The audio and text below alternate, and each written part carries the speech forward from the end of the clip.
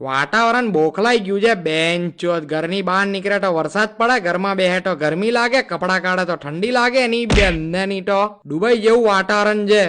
બસ ખાલી આઈફોન ના ભાવ દુબઈ જેવા નથી. અબે ગરીબ છે કઈ, રૂપિયો તો બહુ છે પણ આપણી પાસે નથી, અલગ વસ્તુ છે. એ પોયરાઓ, આ ગેલચોડિયા ટાવર કાં આવ્યું? ગેલચોડિયા ટાવર ને એક કામ કરો, અહીંયાથી સીધા ચાલ્યા જાવ ને આગળ જઈને કોઈ બીજાને પૂછી લો, કેમ કે મને પણ નથી ખબર. અબે ચોદુ ભગત ની ખબર હોય તો ના પાડ દે ની, હું કેમ વેચાતી બબાલ લઈ છે. મજા આવે, તારા મજાના ચક્કરમાં મોંમાં આવી જાય કોઈ દિવસ. સમજા આવે.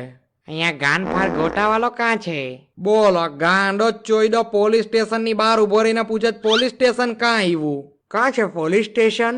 અબે લંડ બુદ્ધિ, આ તો ખાલી એક એક્ઝામ્પલ આપ્યું મેં, કેમ કે આપણે જ્યાં ઉભા છે ને હમણાં ત્યાં જ પેલા ગાન ફાડ ગોટા મળતા હતા.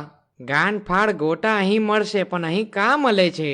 અહીં મારી ગાણમાં મળે છે. પ્લેટ લઈને ઉભો રહી જા પાછળ, એટલે ગરમ ગરમ ગાન ફાડ ગોટા કાઢીને આપું તને પાછળથી. બેન ચોદ, અમને શું ખબર કાં મળે છે?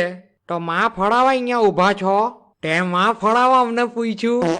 જોયું એટલે જ હું ના પાડું. બેન ચોદ, અહીંયા ઉભા જ નહીં રહેવાનું, આવતા જતા બધા એડ્રેસ પૂછ્યા કરે. કાં તો પછી હવે 10-10 રૂપિયા લેવા માંડી એડ્રેસ પૂછવાના, જે ચા પાણીનો ખર્ચો નીકળો તે હાચો. આપણે તો દર્શન કરવા ઉભા રહીએ છે અહીંયા. અબે હું ઘંટા દર્શન થાય છે અહીંયા. બેન ચોદ, અડધો કલાકથી ઉભા છે આપણે. એક